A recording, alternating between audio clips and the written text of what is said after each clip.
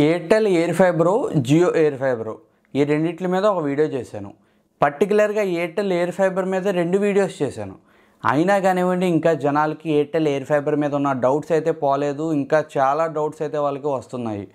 అయితే నేను ఈరోజు ఎయిర్టెల్ ఎయిర్ ఫైబర్ రివ్యూ అయితే ఇవ్వబోతున్నాను. ఆఫ్టర్ 3 months తర్వాత, అంటే 3 months అంటే దానికి ముందు కూడా నేను ఎయిర్టెల్ ఎయిర్ ఫైబర్ యూజ్ చేసేవాడిని. ఇంకా కరెక్ట్గా మాట్లాడుకోవాలి అంటే ఒక 4 months నేను ఎయిర్టెల్ ఎయిర్ ఫైబర్ని యూజ్ చేశాను ఫుల్ ఫ్లెడ్జ్డ్గా.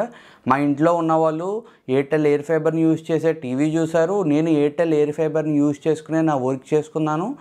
నాకైతే అసలు ఇంటర్నెట్ రాకపోతే రోజు కూడా గడవదు. నేను ఇంటర్నెట్ ఉంటేనే పని చేయగలుగుతాను. నా పని ఇంటర్నెట్ పైనే ఆధారపడి ఉంది. అందుకు నేను పర్ఫెక్ట్గా ఈ వీడియోలో రివ్యూ అయితే ఇవ్వగలుగుతున్నాను ఎయిర్టెల్ ఎయిర్ ఫైబర్ గురించి. టీవీ ఛానల్స్ ఎలా వస్తున్నాయి, ఇంటర్నెట్ ఎలా వస్తుంది, ఏమన్నా స్పీడ్స్లో తేడా ఉందా, ప్రతి ఒక్కటి చెప్తాను.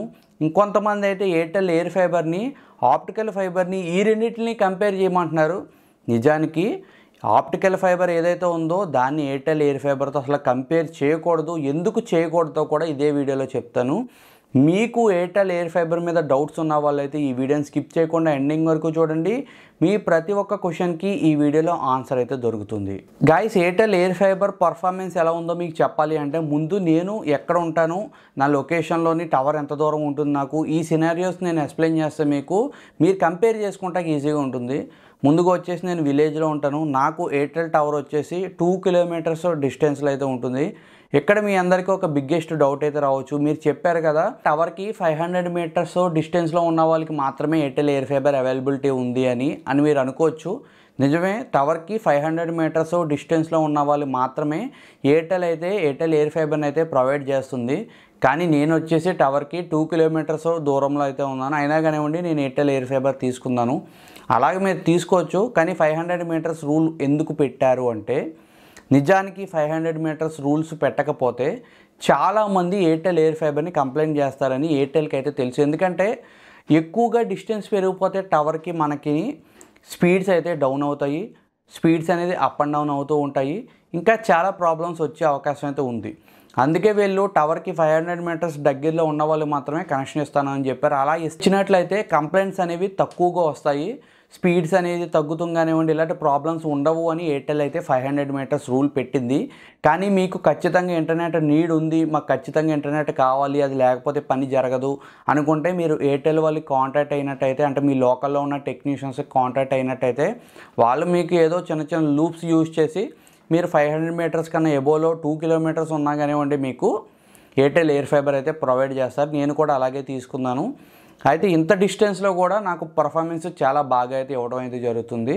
అలాగే మీరు చూసుకున్నట్టయితే మా ఏరియాలోని ఎయిర్టెల్ యూజర్స్ అనేవాళ్ళు కొద్దిగా తక్కువ, మరీ ఎక్కువ మంది ఎయిర్టెల్ అయితే యూజ్ చేయరు. జియో యూజ్ చేసే వాళ్ళు ఎక్కువ శాతం అయితే మా ఏరియాలో ఉన్నారు. అందుకు మా ఏరియాలో కొద్దిగా ఎయిర్టెల్ యూజర్స్ తక్కువ కాబట్టి మాకు స్పీడ్ కూడా బాగా రావడం అయితే జరుగుతుంది. ఎందుకంటే ఇది మొబైల్ సిగ్నల్ని బేస్ చేసుకుని అయితే మనకి ఇంటర్నెట్ని ఇస్తుంది. మీ ఏరియాలో కనుక ఎయిర్టెల్ని ఎక్కువ మంది యూజ్ చేస్తారు, ఎక్కువగా ఎయిర్టెల్ యూజర్స్ ఉంది అంటే అది మొబైల్ సిగ్నల్ బేస్ చేసుకునే మనకి ఇంటర్నెట్ని ప్రొవైడ్ చేస్తుంది కాబట్టి మీకు కొద్దిగా స్పీడ్స్ అయితే తేడా వస్తుంది. అందుకు మెయిన్గా నేను చెప్పేది ఏంటంటే విలేజెస్లో కానివ్వండి అలాంటి ఏరియాస్లో ఉన్న వాళ్ళకి ఏంటంటే ఈ యూజెస్ అనేది తక్కువ ఉంటుంది కాబట్టి మనకి స్పీడ్స్ అనేది ఆగకుండా స్టేబుల్గా వచ్చే అవకాశం ఉంటుంది. అదే మీ సిటీలో ఉన్న వాళ్ళు అనుకోండి, మీకు కొద్దిగా స్పీడ్స్ అయితే ప్రాబ్లం అయితే వస్తుంది. ఎందుకంటే ఎక్కువ మంది ఇంటర్నెట్ని యూజ్ చేస్తూ ఉంటారు. మార్నింగ్ టైము ఇలాంటి టైంలో అయితే మీకు ఇంటర్నెట్ అయితే ప్రాబ్లం రాదు. ఎందుకంటే ప్రతి ఒక్కరు వాళ్ళ జాబ్స్కి వెళ్ళిపోతారు, వాళ్ళు ఇంటర్నెట్ని యూజ్ చేయరు, వాళ్ళ మొబైల్ ఫోన్స్ని యూజ్ చేయరు కాబట్టి మీకు కూడా ఎటువంటి ప్రాబ్లం అయితే ఉండదు. కానీ నైట్ టైం ఏదైతే ఉందో ప్రతి ఒక్కరు ఇంటికి వచ్చి వాళ్ళ మొబైల్ ఫోన్స్లో వాళ్ళు యూట్యూబ్లో కంటెంట్ చూస్తాం కానివ్వండి, ఏం చూసినా కానివ్వండి వాళ్ళు ఇంటర్నెట్ని యూజ్ చేస్తారు కాబట్టి మీకు స్పీడ్ అయితే తగ్గే అవకాశం అయితే ఉంటుంది. అందుకే మీరు సిటీలో ఉన్న వాళ్ళైతే ఎయిర్టెల్ ఎయిర్ ఫైబర్కి వెళ్ళకుండా ఉండటమే మంచిది. లేదు నాకు ఇంటర్నెట్ ఆగకుండా రావాలి అంటే మీరు ఎయిర్టెల్ ఎయిర్ ఫైబర్ అనేది తీసుకోవచ్చు. అలాగే చాలామంది ఎయిర్టెల్ ఎయిర్ ఫైబర్ని, ఆప్టికల్ ఫైబర్ని ఈ రెండింటిని కంపేర్ చేస్తున్నారు. ఇక్కడ నేను చాలా డీటెయిల్గా అయితే చెప్తున్నాను. ఎయిర్టెల్ ఎయిర్ ఫైబర్ బెస్టా, ఆప్టికల్ ఫైబర్ బెస్టా అంటే మీ ఏరియాలో ఆప్టికల్ ఫైబర్ ఉంటే అదే బెస్టు, అదే తీసుకోండి. నేను ఇంక చెప్పేశాను డైరెక్ట్గా. ఎందుకు అంటే మీకు ఆప్టికల్ ఫైబర్లో స్పీడ్స్ అనేది ఎక్కువగా వస్తాయి. అలాగే ఒక స్టేబుల్ ఇంటర్నెట్ స్పీడ్ కూడా మీకు రావడం జరుగుతుంది. కానీ ఎయిర్టెల్ ఎయిర్ ఫైబర్లో అలా కాదు, ఇది సిగ్నల్ని బేస్ చేసుకుని పనిచేస్తుంది కాబట్టి మీ ఏరియాలో 5G సిగ్నల్ స్ట్రాంగ్గా వస్తుంటే మీకు ఇంటర్నెట్ స్పీడ్ కూడా స్ట్రాంగ్గా వస్తుంది. అలాగే పింగ్ కూడా మీకు డిఫరెన్స్ అయితే ఉంటుందన్నమాట. మీరు పబ్జీ, ఫ్రీ ఫైర్ ఇవి ఆడే వాళ్ళు అయితే మీకు పింగ్ అనేది మీకు పెద్దగా పరిచయం చేయాల్సిన అవసరం అయితే లేదు. అది కూడా ఆప్టికల్ ఫైబర్లో మీకు చాలా తక్కువగా రావడం జరుగుతుంది. ఎయిర్ ఫైబర్లో కొద్దిగా అయితే ఎక్కువే ఉంటుంది, అది మీరు గుర్తుంచుకోండి.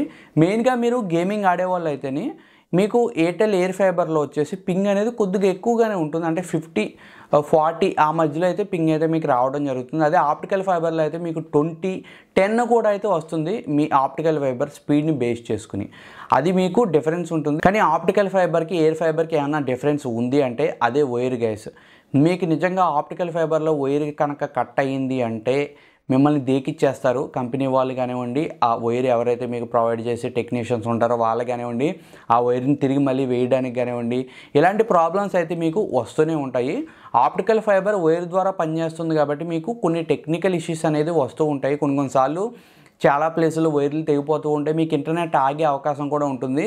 కానీ ఎయిర్టెల్ ఎయిర్ ఫైబర్లో అలా కాదు. ఎందుకంటే మీకు డాబా పైన వచ్చేసి మీకు ఒక యాంటీనా ఉంటుంది, కింద వచ్చేసి ఒక రోటర్ ఉంటుంది, దాని నుంచి దీనికి సిగ్నల్ అయితే వస్తుంది, మీకు ఇంటర్నెట్ అయితే వస్తుంది. ఈ మధ్యలో మీకు ఎటువంటి వైర్ ఉండదు, ఓన్లీ పైన ఉన్న యాంటీనాకి కింద ఉన్న రోటర్కి ఒక వైర్ ఉంటుంది అంతే. మీకు బయట నుంచి ఏ వైరు రాదు కాబట్టి మీకు ఇంటర్నెట్ ఆగే అవకాశం అయితే ఉండదు. కానీ స్పీడ్స్ అనేది ఎక్కువ తక్కువ అయ్యే అవకాశం అయితే ఉంటుంది.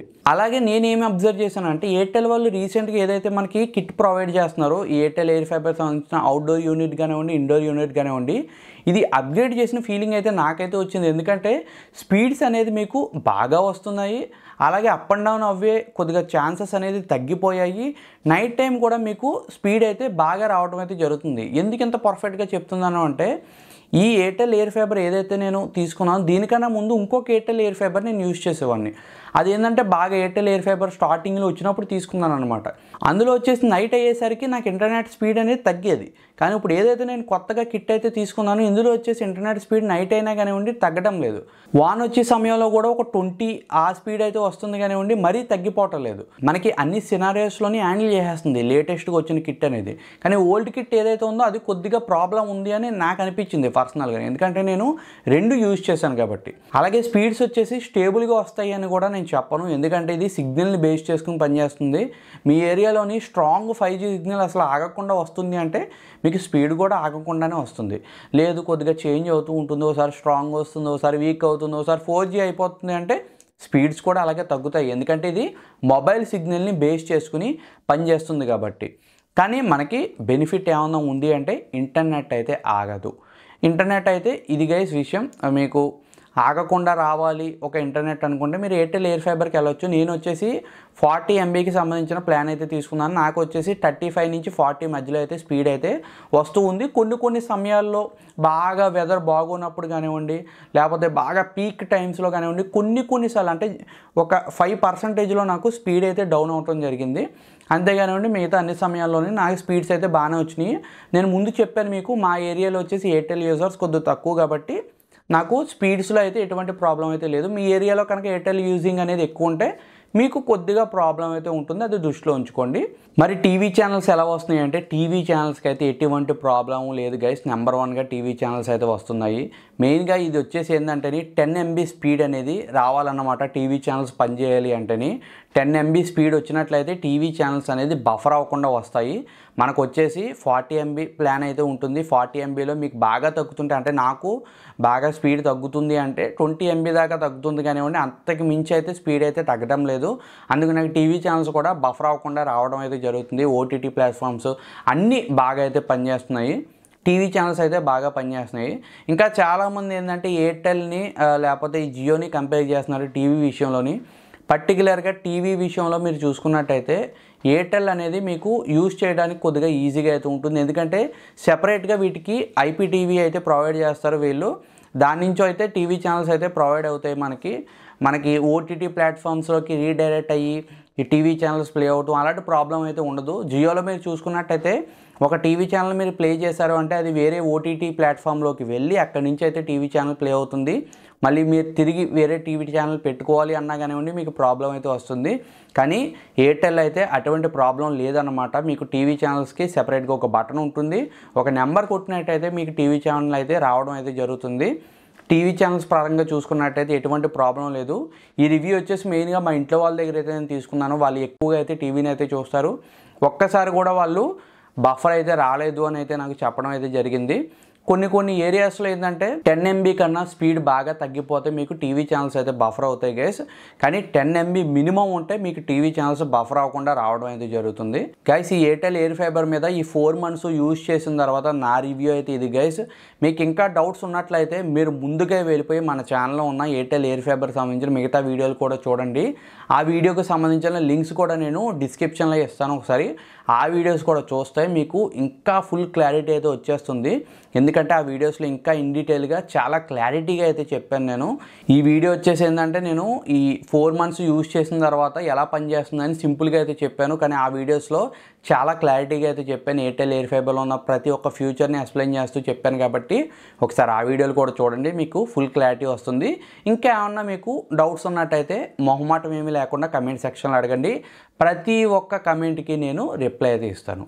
మరో వీడియోతో నేను తొందరగానే మీ ముందుకు వస్తాను గైస్. అప్పటి వరకు సెలవు.